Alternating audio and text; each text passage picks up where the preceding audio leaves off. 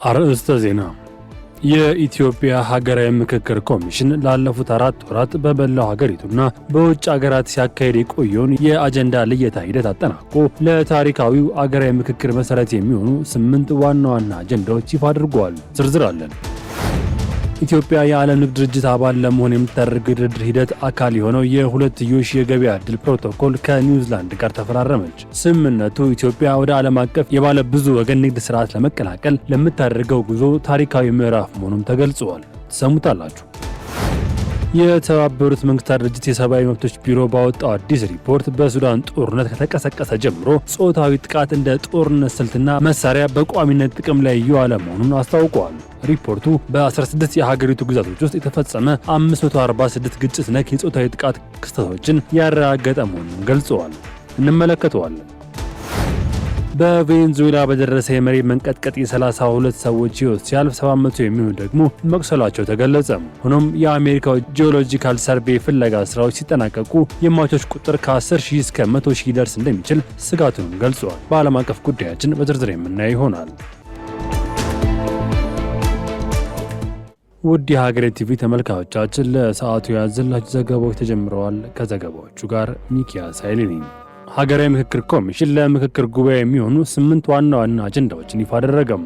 የኢትዮጵያ ሀገራዊ ምክክር ኮሚሽን ላለፉት 4 ዓመታት በመላው ሀገሪቱ በውጭ ሀገራት ሲካሄድ የቆየውን የአጀንዳ ልየታ ሂደት አጠናቆ ለታሪካዊው ሀገራዊ ምክክር መሰረት የሚሆኑ 8 ዋና ዋና አጀንዳዎች ይፋ አድርጓል። አጀንዳዎቹም አንደኛ የሀገር ግንባታ፣ ሁለተኛ የመንግስት አደረጃጀትና ቅርጽ እንዲሁም የፖለቲካ ስርዓት፣ የፖለቲካ ውክልናና የምርጫ ስርዓት፣ ሶስተኛ የፌዴራል ከተሞች ማለትም የአዲስ አበባ ከተማ አስተዳደርና የድሬዳዋ አስተዳደር ጉዳይ፣ በአራተኛነት የሃይማኖት ጉዳዮች፣ አምስተኛ የተቋማት ግንባታና የህግ በላይነት እንዲሁም የሰብአዊ መብቶች ጉዳይ፣ ስድስተኛ ማህበራዊና ኢኮኖሚያዊ እንዲሁም የአርሶ አደሮችና አርብቶ አደሮች ጉዳዮች፣ ሰባተኛ ሙስናና መልካም አስተዳደር እንዲሁም ስምንተኛ የሰላም ግንባታ ጉዳይ መሆናቸውን የሀገራዊ ምክክር ኮሚሽን ዋና ኮሚሽነር ፕሮፌሰር መስፍን አርአያ በሰጡት ጋዜጣዊ መግለጫ አስታውቀዋል። በሚቀጥለው ሐምሌ 8 ቀን የሚጀምረው ሀገራዊ ምክክር ጉባኤ ላይ በውጭ የሚኖሩ ኢትዮጵያውያን መብቶቻቸውና ውክልና ጉዳዩን በአጀንዳዎች ውስጥ ተካተዋል። ኮሚሽኑ ይፋ ባደረገው ዝርዝር መሰረትም የአጀንዳ ቁጥር 5 ተቋማት ግንባታና የህግ በላይነት እንዲሁም ሰብአዊ መብቶች ስር የዲያስፖራ የታማኝ ዜግነት መብት ውክልናና ሌሎች ተዛማች ጉዳዮች በምክክሩ አጀንዳ እንዲያዙም ተደርጓል።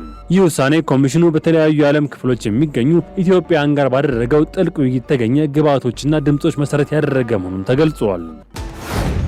ኢትዮጵያና ኒውዚላንድ የሁለትዮሽ የገበያ ዕድል ስምምነት ተፈራረሙ። ኢትዮጵያ የዓለም ንግድ ድርጅት አባል ለመሆን የምታደርገው የድርድር ሂደት አካል የሆነው የሁለትዮሽ የገበያ ዕድል ፕሮቶኮል ከኒውዚላንድ ጋር ተፈራረመች። ስምምነቱ ኢትዮጵያ ወደ ዓለም አቀፍ የባለብዙ ወገን ንግድ ስርዓት ለመቀላቀል ለምታደርገው ጉዞ ታሪካዊ ምዕራፍ መሆኑም ተገልጿል። ፕሮቶኮሉ በጄኔቭ የተባበሩት መንግስታት ድርጅት እናም በሌሎች ዓለም አቀፍ ድርጅቶች የኢፌዴሪ ቋሚ መልእክተኛ አምባሳደር ጸጋብ ከበበውና የዓለም ንግድ ድርጅት የኒውዚላንድ ቋሚ መልእክተኛ አምባሳደር ክሌር ኬሊ ፈርመውታል። በድርድሩ ሂደት ላይ ኒውዚላንድ ላሳየችው ገንቢ ተሳትፎና ቀጣይነት ላለው ድጋፍ አምባሳደር ጸጋብ ምስጋና አቅርበዋል። ከሁለትዮሽ ንግድ ግንኙነት ባለፈ ኢትዮጵያ ከኒውዚላንድና በተለያዩ ዓለም አቀፍ ባለብዙ ወገን መድረኮች ላይ ያላቸውን የቅርብ ትብብር አጠናክረው እንደሚቀጥሉም ገልጸዋል። ኢትዮጵያ በአፍሪካ ፈጣን የኢኮኖሚ እድገት በማስመዝገብ ላይ የምትገኝ ሀገር መሆኗን በማንሳት የዓለም ንግድ ድርጅት አባል ስትሆን ከሌላው ዓለም ጋር የሚኖራት የኢኮኖሚ ትስስር ለማጠናከር እድል እንደሚሰጣት ከኒውዚላንድ ቋሚ መልእክተኛ ክለር ኬሊ ገልጸዋል። አያይዘውም አገራቸው ኢትዮጵያ የዓለም ንግድ ድርጅት አባልነት ሂደት በመደገፍ ረገድ የምታደርገውን አስተዋጽኦ አጠናክራ ለመቀጠል ቁርጠኛ መሆኗንም ገልጸዋል። አረንጓዴ ልማትን ለገበያ ለማቅረብ የሚያስችል ረቂቅ አዋጅ ውይይት ተደረገበት። በተወካዮች ምክር ቤት የፕላን በጀትና ፋይናንስ ጉዳዮች ቋሚ ኮሚቴ የኢትዮጵያ የካርበን ገበያ ረቂቅ አዋጅን አስመልክቶ ይፋዊ የህዝብ ውይይት አካሂደዋል። ኢትዮጵያ የተለያዩ ሀገራዊና ዓለም አቀፋዊ ስምምነቶች መፈረሟን የቋሚ ኮሚቴው ሰብሳቢ አቶ ደሳለኝ ወዳጄ ገልጸው ረቂቅ አዋጁ የተበታተኑ አሰራሮች ወደ አንድ ማዕቀፍ ለማምጣት እንደሚያግዝም ገልጸዋል። ኢትዮጵያ ዓለም አቀፍ የአየር ንብረት ለውጥ እስከ ስምምነት ከፈረሙ ሀገራት መካከል አንዷ በመሆኗ ከምታመነጨው ካርበን ገቢ ማግኘት እንደሚያስችላትም አንስተዋል። የካርበን ገበያ ረቂቅ አዋጅ አረንጓዴ ልማትን የታዳሽ ኃይልን አጠቃቀም የሚያበረታታ መሆኑን አመላክተዋል። የቋሚ ኮሚቴው ምክትል ሰብሳቢ ዶክተር አብርሃም አለማየሁ አዋጁን ለማዳበር የሚያግዙ ገንቢ ሀሳቦች ማግኘት መቻሉንም ገልጸው እንደ ሀገር የካርበን ገበያ አዲስ ሀሳብ ቢሆንም ረቂቅ አዋጁ በአረንጓዴ ልማት አየር ንብረት ለውጥ የማይበገር ኢኮኖሚ ለመገንባት ለምናደርገው ጥረት ከፍተኛ ሚና እንዳለውም ገልጸዋል። የፕላንና ልማት ሚኒስቴር ዴኤታ ስዩም መኮንን በበኩላቸው በረቂቅ አዋጁ ዝግጅት ሂደት ዓለም አቀፍ ተሞክሮች ለመዳሰስ ጥረት መደረጉን እንዲሁም ከሚመለከታቸው አካላት ጋር ውይይት ተደረገበት መሆኑን ገልጸው ካርበን አልሚ አካላት ነፃና ተወዳዳሪ ሆነው እንዲሰሩ በማድረግ ረገድ ረቂቅ አዋጁ የጎላ ፋይዳ እንደሚኖረው አንስተዋል። የፍትህ ሚኒስቴርና የኢንፎርሜሽን መረብ ደህንነት አስተዳደር በጋራ ለመስራት የሚያስችል የውል ስምምነት አደረጉ። የፍትህ ሚኒስቴር፣ ፌዴራል ፖሊስና የአዲስ አበባ ፖሊስ በጋራ የሚያለሙት የወንጀል መረጃ አስተዳደር ስርዓት ወደ ትግበራ ለማስገባት ደህንነት የተጠበቀ የቴክኖሎጂ መሰረተ ልማት የሚያስፈልግ ሆኖ መገኘቱ ይህንን መገንባት እንዲቻል የማማከር አገልግሎት ውል ከኢንፎርሜሽን መረብ ደህንነት አስተዳደር ጋር የውል ስምምነት ተደርጓል። ስምምነቱ በወንጀል ፍትህ አስተዳደር ውስጥ ከጥቆማ እስከ መጨረሻው ፍርድ ውሳኔ ድረስ ያሉ የወንጀል ምርመራ አቃቤ ሕግ ስራዎች ሙሉ ለሙሉ ዲጂታላይዝ በማድረግ ስራዎችን ቀልጣፋ፣ ግልጽና ተጠያቂነት ያለበት ለማድረግ የህግ የበላይነትን ለማረጋገጥ ሰብአዊ መብት ለማስከበር እንዲያስችል እየለማ የሚገኘው ቴክኖሎጂ ስርዓት ተግባራዊ ለማድረግ እንዲያስችል የቴክኖሎጂ መሰረተ ልማት የማማከር አገልግሎት ስምምነት መፈረሙም ተገልጿል። በዚህ መሰረት አስተዳደሩ ለስርዓቱ የሚያስፈልግ የዳታ ሴንተር ኔትወርክና የተጠቃሚ ቁሳቁስ የስልጠና ፍላጎት ዲዛይን ማማከር ስራ እንደሚያከናውንም ተገልጿል። በሱዳን ጾታዊ ጥቃት እንደ ጦር መሳሪያ ጥቅም ላይ እየዋለ መሆኑን ተመድ አስታወቀም። የተባበሩት መንግስታት ድርጅት የሰብአዊ መብቶች ቢሮ ባወጣው አዲስ ሪፖርት በሱዳን ጦርነት ከተቀሰቀሰ ጀምሮ ጾታዊ ጥቃት እንደ ጦርነት ስልትና መሳሪያ በቋሚነት ጥቅም ላይ እየዋለ መሆኑን አስታውቋል። ሪፖርቱ በ16 የሀገሪቱ ግዛቶች ውስጥ የተፈጸሙ 546 ግጭት ነክ የጾታዊ ጥቃቶች ክስተቶችን ያረጋገጠ መሆኑን ገልጾ የ838 ሰዎች መጎዳትን መዝግበዋል። ተጎጂዎች አብዛኞቹ ሴቶች ቢሆኑም ልጃገረዶች፣ ወንዶችና ወንድ ህጻናትም ይገኙበታል ሲል ሪፖርቱ አመላክቷል። በተለይም በዳርፉር የተፈጸሙ ጥቃቶች በሰብአዊነት ላይ የተፈጸሙ ወንጀሎች ሊባሉ እንደሚችሉ ይጠቆማል ሲሆን ሰለባ ከሆኑት መካከል ትንሿ የ9 ዓመት ህጻን መሆኗን ተገልጿል። ቢያንስ 13 ተጎጂዎች በደረሰባቸው ከባድ ጥቃት ምክንያት ህይወታቸው አልፏል ሲል ሪፖርቱ አመላክቷል። አብዛኞቹ ጥቃቶች በፈጣን ድጋፍ ሰጪ ኃይሎችና ተባባሪዎች ተፈጸሙ ሲሆን በሱዳን ጦርና ተጓዳኝ ቡድኖች በኩልም ተመሳሳይ ድርጊቶች ተመዝግበዋል ብለዋል። የተመድ ሰብአዊ መብቶች ኮሚሽነር ሾልከር ቱርክ ተጠያቂነት አለመኖሩ ጥቃቱን እያባባሰ ነው በማለት ገለልተኛ ምርመራ እንዲደረግና አጥፊዎች ለፍርድ እንዲቀርቡ አሳስበዋል። ሪፖርቱ አክሎም ሪፖርት የማይደረጉ ጉዳዮች በመኖራቸው አሁን ይፋ የሆነው አሃዝ የችግሩን ጥቂት ገጽታ ብቻ የሚያሳይ መሆኑን አስጠንቅቋል ሲል አፍሪካ ኒውስ ዘግቧል።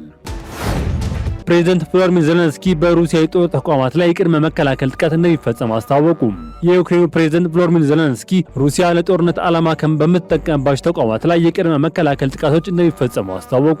ዩክሬን ሞስኮ ወደ ድርድር ጠረጴዛ ለማምጣት በማሰብ በሩሲያ የኃይልና የመሰረተ ልማት ተቋማት ላይ የምታደርገው ጥቃት እያጠናከረች ትገኛለች ያሉት ፕሬዝዳንቱ ተቋሞቻችንና የጦር ኃይላችን ሩሲያ የጦርነት አቅሟን ለማስፋፋት በምትጠቀምባቸው ተቋማት ላይ የቅድመ መከላከል እርምጃ እንዲወስዱ ትዕዛዝ አስተላልፌያለሁ ሲሉ ገልጸዋል። የዩክሬን ጦር አሁን ላይ በሩሲያ የነዳጅ ማጣሪያዎችና የኃይል ማመንጫዎች ላይ ያነጣጠረ ተከታታይ ጥቃት እየፈጸመ ይገኛል። የፈጸመቻቸው ባለችው ጥቃትም የዩክሬን ሰው አልባ አውሮፕላኖች ሩሲያ በያዘቻት ክሪሚያ ግዛት ውስጥ በሚገኙ ትልቅ ከተማ ላይ የኤሌክትሪክ አቅርቦት እንዲቋረጥ ያደረጉ ሲሆን በመካከለኛና ደቡባዊ ሩሲያ የሚገኙ ተቋማትንም ኢላማ አድርገዋል። በተለይም በሞስኮ የሚገኘው ትልቁ የነዳጅ ማጣሪያ በዩክሬን ድሮን ጥቃት ከፍተኛ ጉዳት የደረሰበት በመሆኑ ቢያንስ ለ6 ወራት አገልግሎት መስጠት እንደማይችል የዘርፉ ምንጮች ጠቁመዋል። ይህ የነዳጅ ማጣሪያ መመታት በዓለም ትልቁ ሀገር በሆነችው ሩሲያ ውስጥ እያደገ የመጣውን የነዳጅ እጥረት ይበልጥ አባብሶታል። በሌላ በኩል የወጡ ይፋዊ መረጃዎች እንደሚያሳዩት በግንቦት የሩሲያ የነዳጅ ውጤቶች ምርት ካለፈው ተመሳሳይ ወቅት ጋር ሲነጻጸር በ13.5% ማሽቆልቆሉን አሳይተዋል። ሩሲያ እንደ አውሮፓውያን አቆጣጠር በ2022 ከዩክሬን ጋር ጦርነት ከገቡበት ጊዜ ጀምሮ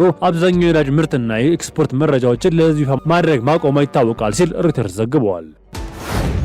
በቬኔዙዌላ በደረሰ የመሬት መንቀጥቀጥ የ32 ሰዎች ህይወት አለፈ።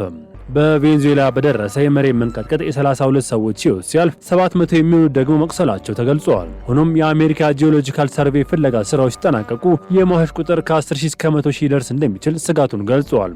ላይ ጓይራ ግዛት አደጋ ቀጠና ተብላ የተለየ ሲሆን በዋና ከተማዋ ካራኮስ የሚገኘው ማይኩቲያ የዓለም አቀፍ አውሮፕላን ማረፊያ በርካታ ህንፃዎች ከፍተኛ ጉዳት ደርሶባቸዋል። ቬኔዙዌላ በደረሰባት የ7.2 እና የ7.5 ማግኒቲዩድ ሁለት የተለያዩ የመሬት መንቀጥቀጥ አደጋ ምክንያት ሀገራዊ አስቸኳይ አውጃለች።